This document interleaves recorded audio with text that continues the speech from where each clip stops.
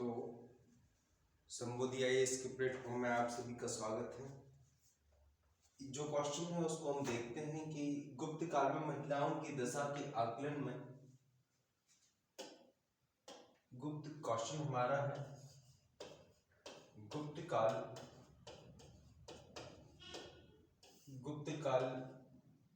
की महिलाओं के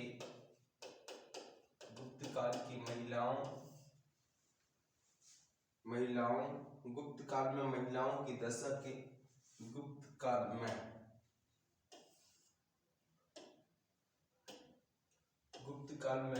महिलाओं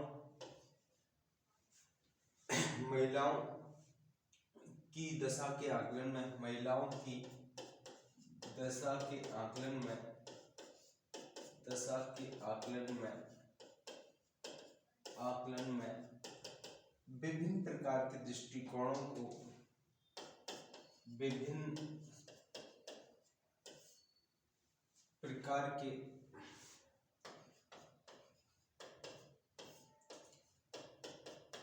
दृष्टिकोणों को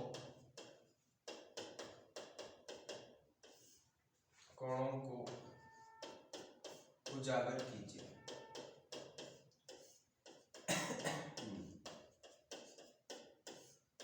क्वेश्चन आपके सामने ये है, गुप्त काल में महिलाओं की दशा के आकलन में विभिन्न प्रकार के जो दृष्टिकोण हैं उनको उजागर करना है। सबसे पहले ये देखना है कि जो हम दृष्टिकोण की बात कर रहे हैं कि जो गुप्त काल में जो दृष्टिकोण है, ये दृष्टिकोण क्या है, पहले तो ये बता दो। हमें क्या बताना है गुप्त काल, और आपको पता होना चाहिए कि जो गुप्त काल है वो गुप्त काल की अवधि है 300 ईस्वी से 600 ईस्वी तक। कहाँ तक? 300 ईस्वी से 600 ईस्वी तक में महिलाओं की जो दशा रही उसका आकलन का मतलब पता करना, सही आंकना, मतलब लगभग तौर पर आंकना। विभिन्न प्रकार के जो दृष्टिकोण रहे, दृष्टिकोण का मतलब अप्रोच।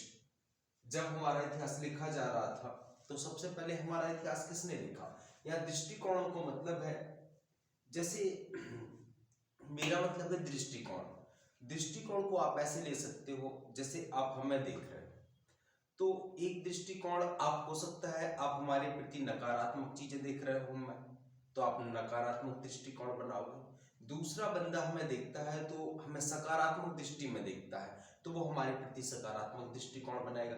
मतलब वस्तु एक है लेकिन उसके प्रति दृष्टिकोण, जितने आदमी उतने दृष्टिकोण। मुझे जितने भी व्यक्ति देख रहे हैं वो अलग अलग दृष्टिकोण से देख रहे हैं। वैसे हम भी दुनिया की किसी भी चीज को, या कोई भी व्यक्ति किसी भी चीज को देखता है तो एक वस्तु पर कितने भी दृष्टिकोण बना सकते हैं। जैसे ये पेन है, ये पेन का दृष्टिकोण, कोई पेन को देखेगा तो उसका दृष्टिकोण कितना अच्छा है, दूसरा देखेगा उसका दृष्टिकोण बड़ा अच्छा, लिख सकते हैं, तो दूसरे का दृष्टिकोण लिखने से है। तो एक वस्तु के पीछे कई दृष्टिकोण आप बना सकते हो। तो यहाँ पर जो महिलाएं हैं खास तौर से, उनके प्रति कितने दृष्टिकोण बनाए गए हैं। जो गुप्तकालीन महिलाएं हैं, देखो गुप्तकाल भारतीय इतिहास का एक चैप्टर है। तो गुप्त काल की जो महिलाएं हैं, इनकी जो दशा है और दशा में कितने दृष्टिकोण अपनाए गए, तो ये बात कर रहे हैं हम लोग कि कितने। तो सबसे पहले भारत का इतिहास किसने लिखा? साम्राज्यवादी विद्वानों ने। किसने लिखा? साम्राज्यवादी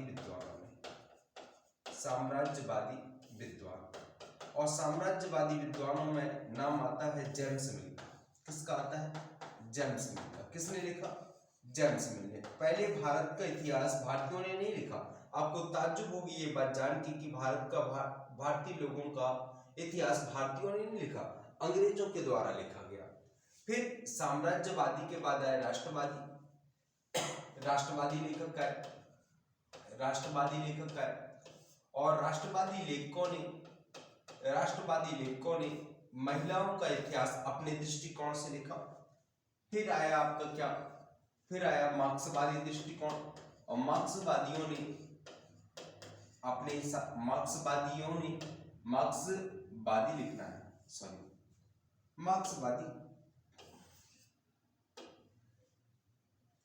मार्क्सवादी विद्वान या लेखक। फिर कौन है? मार्क्सवादी विद्वान लेखक। तो ये तीन दृष्टिकोण हमें दिखाई देते हैं खास तौर से गुप्त काल की महिलाओं के अप्रोच में।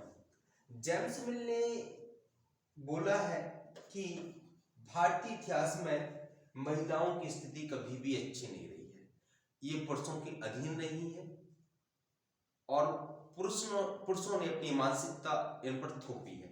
तो इनका कहने का मतलब है जेम्स मिल का, महिलाओं की स्थिति खराब रही है। क्या रही है? खराब रही है। क्या रही है?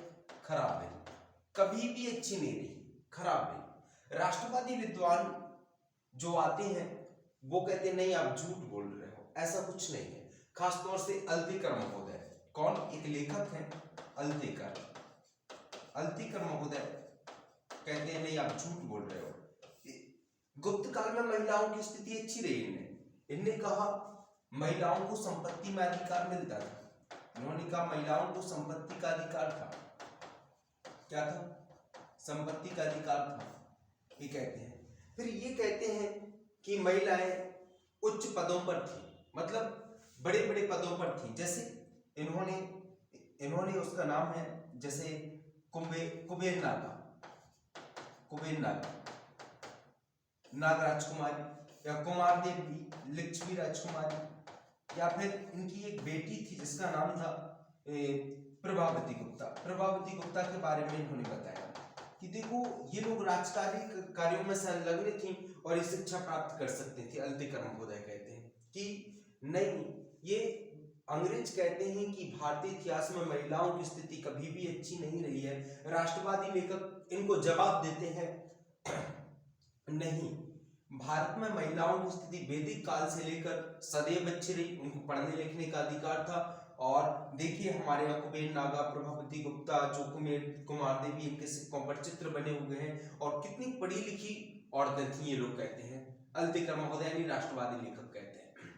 फिर ये आरोप लगाते हैं, फिर ये कहते हैं कि फिर एक क्वेश्चन ये बनता है कि जब इतनी अच्छी स्थिति थी तो बाल विवाह क्यों हो रहे थे? बाल विवाह क्यों हो रहे थे? फिर इन पर एक आरोप लगता है कि बाल विवाह क्यों हो रहे थे और सती प्रथा क्यों हो रहे थे? सती प्रथा क्यों हो रही थी? तो फिर इन लोगों ने कहा नहीं, हमारे यहाँ बाल विवाह नहीं हो रहे थे। हमारे यहाँ क्या हुआ कि गुप्तों के पहले मौर्योत्तर काल था और मौर्योत्तर काल में कई विदेशी आक्रमण हुए और विदेशी क्या कर रहे थे? भारतीय स्त्रियों से क्या कर रहे थे? बलात्कार कर रहे थे। क्या कर रहे थे? उनके साथ बलात्कार कर रहे थे। कुछ भी ऐसी घटना, ऐसे मतलब उनके साथ कुकृत्य रच रहे थे। इसी कारण वो सती बन गई। क्या हो गई? वो सती हो गई। इसी के बाद बाल विवाह भी इसी कारण कि कहीं ना कहीं ये जो बाहरी लोग आए हैं वो हमारी बहू बेटियों के साथ गलत ना करें, ऐसा कुछ करने के लिए इसी कारण ये प्रथाएं चलकर आई। जबकि इसका मतलब ये नहीं कि राष्ट्रवादी लेखक ये कहते हैं कि इसका मतलब ये नहीं कि ये प्रथाएं आ गई तो भारतीय स्त्रियों की दशा खराब हो गई। लेकिन मार्क्सवादी लेखक कहते हैं कि नहीं, ये इनको जवाब देते हैं, इनको काउंटर डाउन करते हैं। ये क्या करते हैं? इनको काउंटर डाउन करते हैं। क्या कहते हैं कि जो राष्ट्रवादी लेखक हैं वो सांस्कृतिक जीवन को व्यक्त कर रहे हैं। किसके? इनकी सांस्कृतिक जीवन को व्यक्त कर रहे हैं। किसको व्यक्त कर रहे हैं? सांस्कृतिक जीवन को व्यक्त कर रहे हैं। किसके? महिलाओं के। खासतौर से मार्क्सवादी लेखक में एक महिला विद्वान है जिनका नाम है उमा चक्रवर्ती। क्या है? उमा चक्रवर्ती। उमा चक्रवर्ती कहती हैं कि ये इनकी सांस्कृतिक जीवन को उजागर कर रहे हैं। इन्होंने आर्थिक और सामाजिक जीवन तो नजरअंदाज कर दिया। आर्थिक और जो सामाजिक जीवन है महिलाओं का, सामाजिक जीवन है महिलाओं का, वो तो नजरअंदाज कर दिया।